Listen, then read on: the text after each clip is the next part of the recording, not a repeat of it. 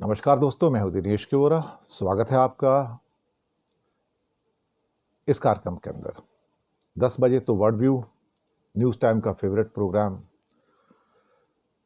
दोस्तों, आज जिन विषयों के ऊपर हम बात करने जा रहे हैं बहुत इंपॉर्टेंट विषय है। एक तो रशिया ने चीन को न्यूक्लियर सबमरीन की टेक्नोलॉजी देना मंजूर कर लिया है। इससे अमेरिका के अंदर काफ़ी हलचल है, भारत में भी हलचल है, क्योंकि भारत को अभी तक न्यूक्लियर सबमरीन्स रशिया ने दी हैं, लीज पर दी हैं, किराए पर दी हैं मतलब। लेकिन ये पहली बार ऐसा हो रहा है कि रूस किसी देश को न्यूक्लियर सबमरीन बनाने की टेक्नोलॉजी और साथ में जो उनके उसके अंदर न्यूक्लियर रिएक्टर्स होते हैं उसकी टेक्नोलॉजी दोनों दे रहा है। ये अपने आप में शायद एक किस्म से कहा जाए तो एक बहुत बड़ा रिवोल्यूशन है, बहुत बड़ा खतरा है भारत के लिए, तो खास तौर से कि रशिया चीन की वो मदद कर रहा है जो वो भारत को कभी प्रॉमिस भी नहीं किया कि मैं ऐसा करूंगा। दूसरा, अफगानिस्तान के अंदर जो हक्कानी नेटवर्क है और वो सरकार के भागीदार हैं, अब उसमें खलीलुद्दीन हक्कानी की हत्या की जाती है। मैंने कुछ हफ्ते पहले एक बहुत डिटेल में आपके सामने एक रिपोर्ट रखी थी वर्ल्ड व्यू के अंदर ही, जिसमें मैंने बताया था कि वहाँ के जो रिलीजियस सुप्रीम लीडर है जो कि हैबतुल्ला अखुनज़ादा हैं, और हक्कानी नेटवर्क जो कि एक समय पाकिस्तान के द्वारा क्रिएटेड और सपोर्टेड था, उनमें बहुत बड़ी इस टाइम तल्खी चल रही है। और उसके फलस्वरूप कुछ ऐसे एक्शन हुए थे जहां सारे हथियार और उनको डिस्ट्रीब्यूट करने का जो पावर है वो सिराजुद्दीन हक्कानी से ले लिया गया था, और ये सारी पावर हैबतुल्ला अखुनज़ादा के पास चली गई थी। ये है बांग्लादेश के मोर्चे पर विदेश सचिव यानी कि भारत के जो फॉरेन सेक्रेटरी हैं, उनका रुख काफ़ी बदला बदला से नज़र आ रहा है। उनका कहना है कि हमारी काफ़ी अच्छी बातचीत हुई है और शेख हसीना जो भी बयानात इस समय दे रही हैं वो अपने पर्सनल अकाउंट से दे रही हैं, और हमने उनको कोई भी ऐसी फैसिलिटी प्रोवाइड नहीं की है जिसके द्वारा कि वो बयानात को दे। लेकिन ये ऐसा लगता है कि जैसे किसी चीज़ के ऊपर पर्दा डालने की कोशिश की जा रही है। अब सवाल ये पैदा होता है कि अगर शेख हसीना अपने ट्विटर हैंडल से ट्वीट कर रही हैं तो उनका मोबाइल भारत में चल रहा है। अगर उनका मोबाइल भारत में चल रहा है, इसका मतलब ये है कि उनको नेटवर्क प्रोवाइड किया जा रहा है। अगर नेटवर्क प्रोवाइड किया जा रहा है तो कोई तो उसको प्रोवाइड कर रहा है ना। बिना नेटवर्क प्रोवाइड किए तो उनका मोबाइल नहीं चलेगा ना। अब मोबाइल चल रहा है तो ये कहना भारत सरकार का कि हमने तो कोई बंदिश भी नहीं लगाई है, हमने उसके ऊपर कोई रुकावट भी नहीं पैदा की है, ये मुझे लगता है कि एक काफ़ी हद तक अगर देखा जाए तो एक बड़ी समस्या यहाँ पर जागृत हुई है। और तीसरा, चौथा एक इंडिया से रिलेटेड सब्जेक्ट है जिसमें प्लेसेस ऑफ वर्शिप एक्ट में किसी भी नए मंदिर मस्जिद मुकदमे को दायर करने पर सुप्रीम कोर्ट ने 12 दिसंबर को रोक लगा दी। और जो सर्वेस चल रहे थे उन पर रोक नहीं लगाई है, लेकिन कहा कि छोटी कोर्ट सुप्रीम कोर्ट से कंपीट नहीं कर सकते। और दूसरी बात, वो सर्वे करा लें लेकिन उसके ऊपर कोई भी इंटरिम जजमेंट नहीं दे सकते। कोई भी जजमेंट या इंटरिम जजमेंट यानी कि किसी भी किस्म का कोई जजमेंट छोटी कोर्ट्स को पास करने का अधिकार नहीं है। इसका मतलब अब इसके ऊपर जो भी छोटे फैसले भी करने होंगे वो फैसले अब हाई कोर्ट कर सकता है, उससे छोटी अदालतें नहीं कर सकती है। शायद ये अच्छा निर्णय है फॉर टाइमिंग, क्योंकि 1 महीने का वक्त दिया है केंद्र सरकार को कि वो इस पर सोचे। सबसे पहले आते हैं सबसे बड़ी खबर के ऊपर। वो है कि रूस की मदद से चीन दरअसल एक साइलेंट सबमरीन, न्यूक्लियर सबमरीन बना रहा है। इसे ट्रैक करना मुश्किल है, 2030 तक ये बिल्कुल सामने आ जाएगी। चीन के पास फिलहाल अभी भी 12 मिनिमम 12 न्यूक्लियर सबमरीन हैं और उसको न्यूक्लियर सबमरीन बनानी आती हैं। लेकिन अब चाइना, एक टाइप होता है 096 टाइप, शायद ये बहुत एडवांस टाइप की कोई चीज़ है, एक बैलिस्टिक मिसाइल सबमरीन को बना रहा है और 2030 तक ये पानी में उतर जाएगी पूरी तरह से। कहा जा रहा है कि इन सबमरीन्स के अंदर, न्यूक्लियर सबमरीन्स में, रशियन टेक्निक को यूज़ किया जा रहा है। ये बात जब निकल कर आई तो किसी को ना आंखों पर यकीन हुआ ना कानों पर यकीन हुआ कि रशिया ने न्यूक्लियर सबमरीन की technology, submarine technology and nuclear reactor technology दोनों पास ऑन कर दी हैं। अब ये जो साइलेंट, क्या कहते हैं कि सबमरीन है, इसको ट्रैक करना बड़ा मुश्किल होगा और अमेरिका के लिए जो अभी तक एक टेक्नोलॉजी गैप था चाइना के लिए, वो गैप अब खत्म हो जाएगा। ये पता लगा कि मई महीने की बात है, मई 2024 की, कि एक नेवल वॉर कॉलेज के अंदर इस सब्जेक्ट पर चर्चा हुई थी, एक सीक्रेट चर्चा हुई थी और तब उसमें बताया गया था कि यहां पर एक नई न्यूक्लियर सबमरीन चाइना की ओर आ रही है। अब इन हालातों में भारत जैसे देश के लिए तो चीन पर नजर रखना बड़ा मुश्किल हो जाएगा, क्योंकि चीन की जितनी भी न्यूक्लियर सबमरीन्स हैं वो पूरी ताकत के साथ साउथ चाइना सी और इंडियन ओशन, उसके अंदर गश्त करती रहती हैं। और उसके अलावा जो बाकी जो देश हैं जिनके पास इस किस्म की सबमरीन्स हैं, उसके ऊपर उनकी नज़र रहती है। 096 सब न्यूक्लियर सबमरीन के आने के बाद ये पावर जो है ना बहुत इंक्रीज हो जाएगी। अब सवाल ये पैदा होता है कि भारत के पास जो एक वागीर है और एक दो और जो पनडुब्बियां हैं, लेकिन वो तो बोरोड हैं, वो तो किराए पर हैं तो वो भी साइलेंट टाइप की। लेकिन ये अब जो चाइना को मिल रही है इस समय, टेक्नोलॉजी ही पूरा का पूरा देखा जाए तो एक किस्म से ट्रांसफ़र किया जा रहा है। अब आप सोचिए कि जो न्यूक्लियर सबमरीन्स हैं वो हज़ारों किलोमीटर बाहर आए बगैर नीचे चल सकती हैं। स्टेल्थ टेक्नोलॉजी उसमें लगी होती है, यानी कि वो दुश्मन के राडार की पकड़ में नहीं आती हैं। और ये एक टाइम में 12 टॉर्पीडो भी लॉन्च कर सकती हैं। तो बहुत लंबी होती है, 220 फीट लंबी हैं, 40 फीट ऊंची है, इनकी 4 मंजिला जितना मकान होता है उतनी ऊंची हैं, 19 फीट गहरी हैं और 1565 टन की वजन है इनका। तो ये काफ़ी हद तक ये चीज़ें तो हो ही रही हैं अभी।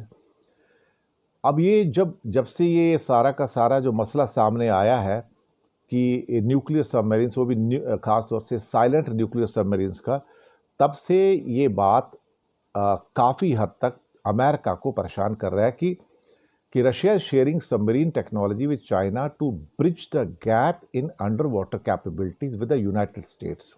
इस बात को US Indo Pacific commander admiral Sam Paparo, उन्होंने एक्सेप्ट किया इस बात को, ही हैज़ एक्सेप्टेड इट, कि ये गैप जो है दोनों के बीच में काफ़ी कम हो जाएगा। अब यहाँ पर एक चीज़ और भी है कि जिस ढंग से रशिया, चाइना, नॉर्थ कोरिया और ईरान का एक नया क्वाड बन रहा है, उसकी वजह से अमेरिकन क्वाड को तकलीफ होना तो बिल्कुल नेचुरल ही है। लेकिन ये पापारो साहब को का कहना है कि ये कहते हैं कि I expect Russia to provide submarine technology to the PRC, means People's Republic of China, that has the potential of closing American undersea dominance to the PRC, it means China. Paparo ने ये बात कही थी Canada के अंदर, और ये बात वाशिंगटन टाइम्स में भी आती है। और ये किस संदर्भ में बात आती है, किस कॉन्टेक्स्ट में बात आती है, हो क्या रहा है? एक नई किस्म की वॉरफेयर है। कभी मैं इसके ऊपर फिर और डिटेल में किसी और क्या कहते हैं वर्ड व्यू में बात करूंगा कि जो अंडर सी केबल्स हैं दुनिया में, अंडर सी केबल मतलब कई 50 किलोमीटर नीचे, 10 किलोमीटर, 20 किलोमीटर, 30 किलोमीटर नीचे जो अंडर सी केबल होते हैं, जिसके द्वारा पूरी दुनिया के अंदर इंटरनेट का ट्रांसमिशन होता है, वो कट जाते हैं या काट दिए जाते हैं। जैसे कई बार आपके घर में केबल्स की वायर्स आती हैं ना, वो कट जाती हैं या काट दी जाती हैं अपने राइवल कॉम्पिटिटर के द्वारा। अब वो समुद्र के नीचे चल रहा है। तो पापारो के जो रिमार्क्स थे वो तब आए जबकि ये देखा गया कि a Chinese ship was suspected of having deliberately damaging the cables on behalf of or at the behest of Russia. For more than a year, Russia is believed to be sabotaging undersea cables in Europe as part of the shadow war against Europe.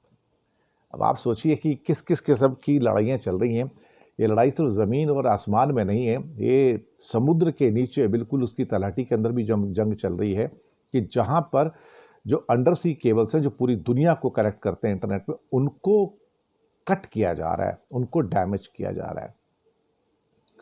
ये चीज़ें बहुत लोगों को परेशान करने वाली है। मैं इसके ऊपर कभी फिर और ज़्यादा डिटेल में बात ज़रूर करूँगा, लेकिन फ़िलहाल जो ये विषय था मेरे पास कि जहाँ पर रशियन न्यूक्लियर क्या कहते हैं कि जो रिएक्टर की जो टेक्नोलॉजी है सबमरीन के लिए, और सबमरीन टेक्नोलॉजी इसको पास ऑन किया है रशिया ने चाइना को, और यही बात जो है वो इस समय अमेरिका को परेशान कर रही है, क्योंकि वो जो गैप था दोनों के बीच में वो दरअसल इस टाइम नैरो होते चला जा रहा है। तो ये सारी की सारी दिक्कतें निकल के आ रही हैं, और ये हमारे लिए भी परेशानी की बात है। हम भी परेशान हैं इसलिए, तो क्योंकि हमारी जो एक कैपेबिलिटी है और चाइना की जो कैपेबिलिटी है उसके अंदर जो गैप है वो बढ़ता चला जा रहा है। और इस बात को अब बड़े बड़े जो एनालिस्ट हैं, डिफेंस एनालिस्ट हैं, वो भी एक्सेप्ट कर रहे हैं कि इंडिया और चाइना के बीच में जो वाइडनिंग गैप है मिलिट्री कैपेबिलिटीज का, that is taking the dangerous propositions. अब आते हैं अफगानिस्तान की खबर के ऊपर कि जहां पर दरअसल खलीलुद्दीन हक्कानी की हत्या हो जाती है। मैंने जैसे बताया कि कुछ हफ्ते पहले जब मैंने एपिसोड किया था और मैंने बताया था कि तालिबान दो भागों में बंट गया, इस टाइम दो हिस्सों में बंट चुका है। एक हिस्सा जो कि सिराजुद्दीन हक्कानी, वो दरअसल रिवोल्ट करना चाहता है वहाँ का जो सुप्रीम लीडर है हिबतुल्ला अखुंज़ादा के खिलाफ, और दोनों में आपस में टस्सल चल रही है। हिबतुल्ला साहब को पता लगा कि सिराजुद्दीन मेरा तख्ता पलट कर सकते हैं, और उसके कॉन्टेक्स्ट में उन्होंने सबसे पहले क्या किया कि जितनी भी हथियार इशू करने की या डिस्ट्रीब्यूट करने की जो भी सारी पावर्स थीं वो सिराजुद्दीन हक्कानी से वापस ले ली गई, और सारी पावर ले दे के हिबतुल्ला अखुंज़ादा के पास आ गई। ये पहला इंडिकेशन था कि सिराजुद्दीन हक्कानी की जो पावर्स हैं वो स्नैच कर ली गई हैं, और अब यहाँ पर ख़ास तौर से हिबतुल्ला साहब अपनी पोजीशन को कंसोलिडेट करके वो मिलिट्री कू हो सकता है या कोई तख्ता पलट हो सकता है, उसको ये टालने की कोशिश कर रहे हैं। अक्सर ये माना जाता है कि जो हक्कानी ग्रुप है वो पाकिस्तान के द्वारा पैदा किया गया, पाकिस्तान के सपोर्ट वाला है, और पाकिस्तान को इस समय अखुंज़ादा हिबतुल्ला की जो सरकार है वो बिल्कुल भी नहीं पूछती है, तो वो काफ़ी हद तक उनकी दुश्मनी है। अब पाकिस्तान चाहता है कि कैसे भी करके अखुंज़ादा हिबतुल्ला को हटा दिया जाए और हक्कानी ग्रुप के सिराजुद्दीन हक्कानी को वहाँ पर फिर से मुखिया बना दिया जाए। लेकिन अभी एक और जो शरणार्थी मंत्री खलील हक्कानी, यानी कि जो भी असाइलम मांगते हैं लोग, उनकी हत्या कर दी जाती है। अब इससे अफगानिस्तान में पीस भी डिस्टर्ब हुई है, और हो सकता है कि वहाँ पे फिर से एक गृह युद्ध यानी कि सिविल वॉर छिड़ जाए। लेकिन इसका असर पाकिस्तान में होगा, और बहुत सारे लोग कह रहे हैं कि हिबतुल्ला अखुंज़ादा से अमेरिका खुश नहीं था, और वो चाहता है कि सिराजुद्दीन हक्कानी या हक्कानी नेटवर्क है वो सत्ता संभाले तालिबान की ओर से।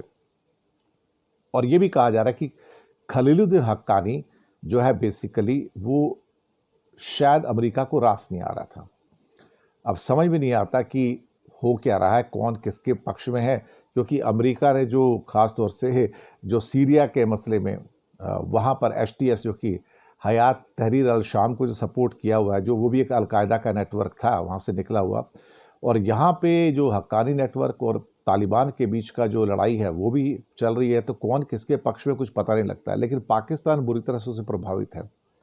अमेरिका भी शायद चाहता है कि कोई एक खास गुट है वहाँ पर जो तालिबान का है वो शासन करे, लेकिन वो हमें फेवर करने वाला है। दरअसल अब तालिबान से पीछा तो पाकिस्तान भी छुड़ाना चाहता है, लेकिन पाकिस्तान की मुसीबतें कम होने का नाम नहीं ले रही हैं। अब हक्कानी, खलीलुद्दीन हक्कानी के मारे जाने से एक हिंसा की एक नई वेव्स भी वहाँ पर आपको देखने पे मिल सकती है, और ये अच्छे इंडिकेशन तो नहीं है। तो ये जो चीज़ें निकल कर आई हैं, ये मुझे लगता है कि इतने सारे गुट वहाँ पे अगर एक्टिवेटेड है अफगानिस्तान में, तो कुछ पता नहीं लगता, सबके हाथों में बंदूकें हैं, सब इलीगल हैं, लेकिन सब कुछ है। जो इलीगल भी हैं फिर भी लीगल हैं, कोई किसी को वहाँ रोकता नहीं है, तो पता नहीं लगता कि हो क्या रहा है।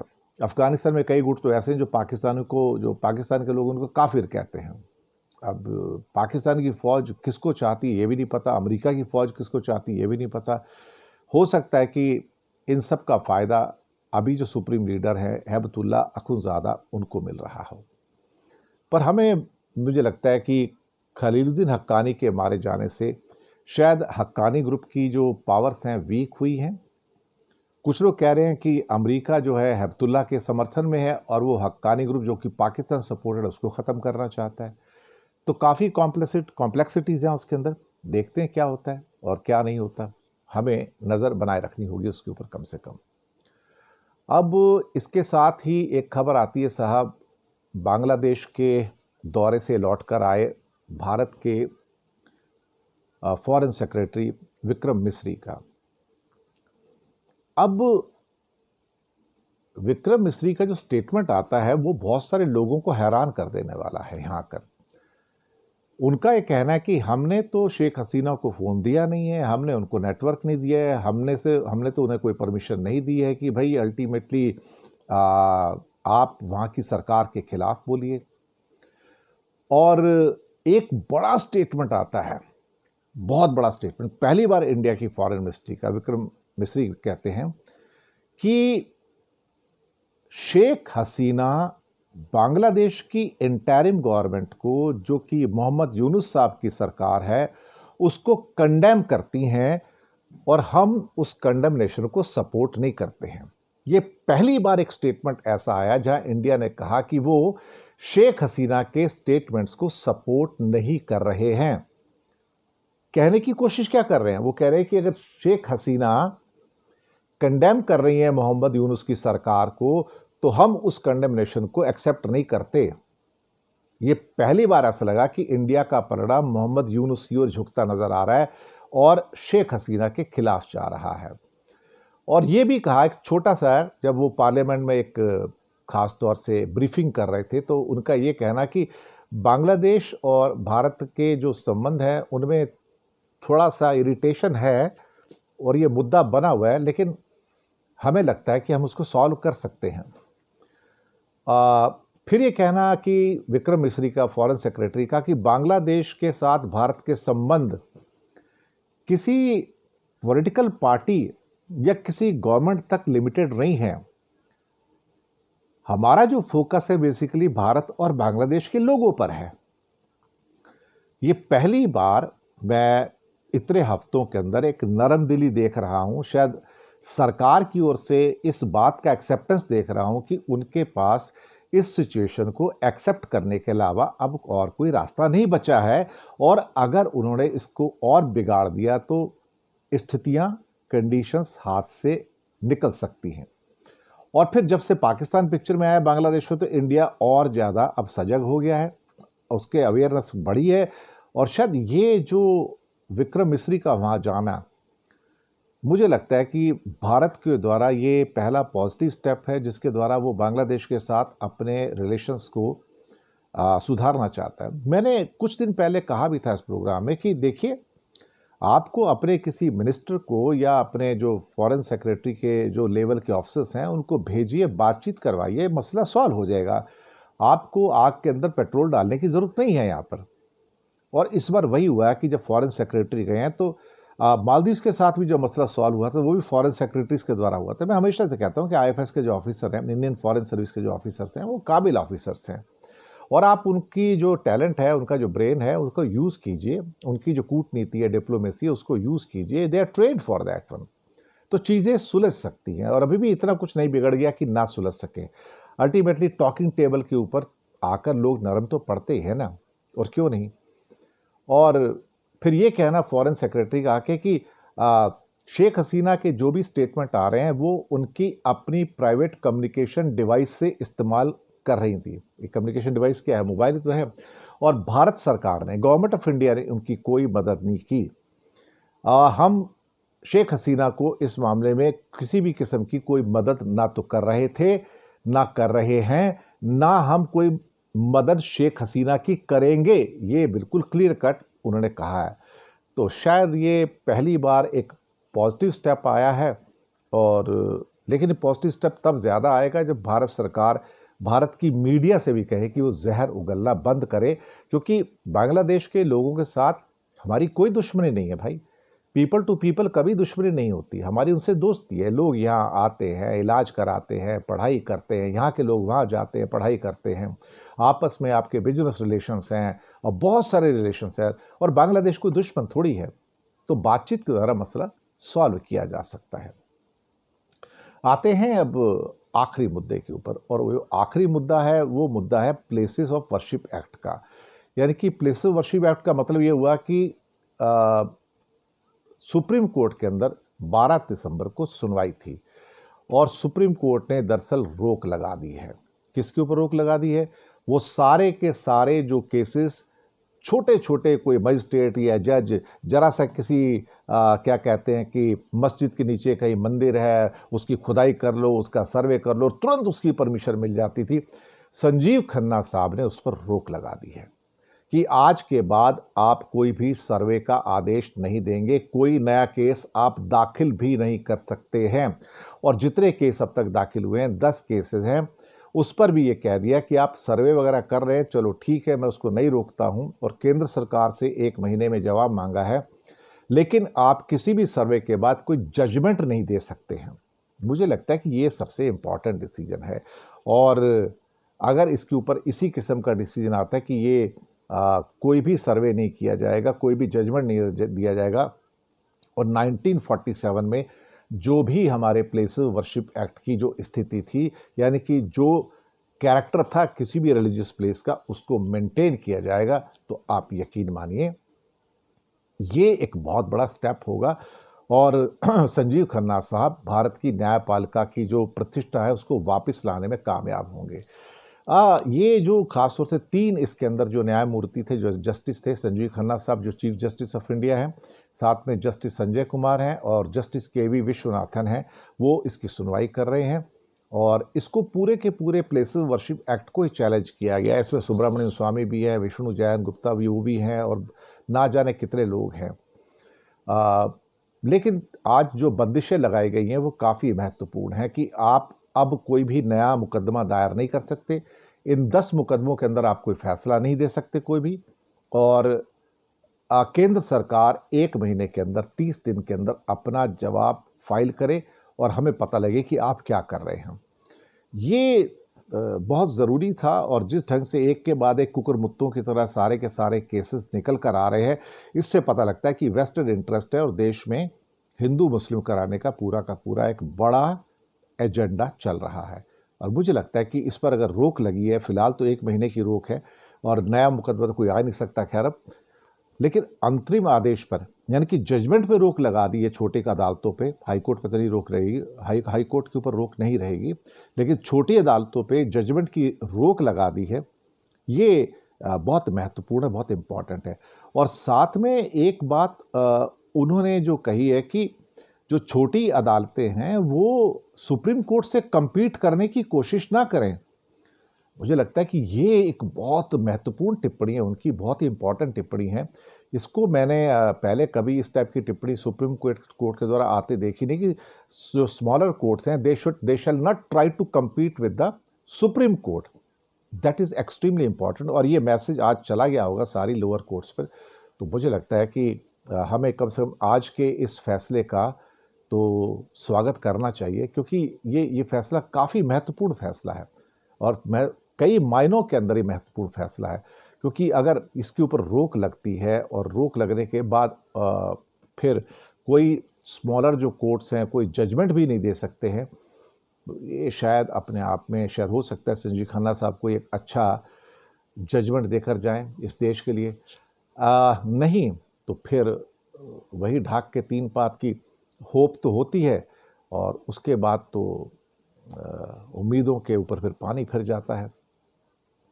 तो देखते हैं अभी क्या होता है। हम भी अपनी फिंगर्स को क्रॉस रखेंगे और फिलहाल कुछ इसके ऊपर कहने से अभी तो बचेंगे, क्योंकि जब तक फाइनल फैसला नहीं आता है तब तक तो बड़ा मुश्किल है। और जो 10 फैसले हैं वो तो हैं सामने, उसके ऊपर डिसीजन देने से पूरी की पूरी रोक लगी हुई है। अब कोई भी जजमेंट नहीं आ सकता है इसके ऊपर।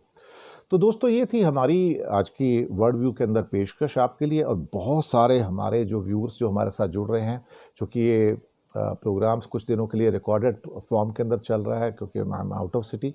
तो आप इस मजबूरी को समझेंगे कि नेटवर्क की बहुत समस्याएं हमको, और फिर भी हम उससे कैसे भी करके हम उससे ओवर पावर करने की कोशिश कर रहे हैं कि आप तक कम से कम प्रोग्राम पहुंचे तो सही। वो ज़्यादा ज़रूरी है, और वो भी सारी जो इम्पोर्टेंट दिन की खबरें हैं उसके साथ पहुंचे। तो सबसे पहले तो मैं आप सबका तहे दिल से शुक्रिया अदा करूंगा, और कि आप हमारे साथ बने हुए हैं, प्रोग्राम्स देख रहे हैं।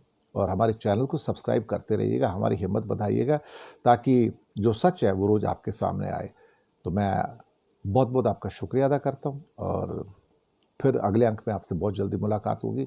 और अगले कुछ दिनों के अंदर फिर से लाइव आने का मौका मुझे आपके सामने मिलेगा। तब तक थोड़ा सा इंतज़ार कीजिएगा, और बहुत बहुत शुक्रिया। मिलते हैं बहुत जल्दी आप सबसे। Good night.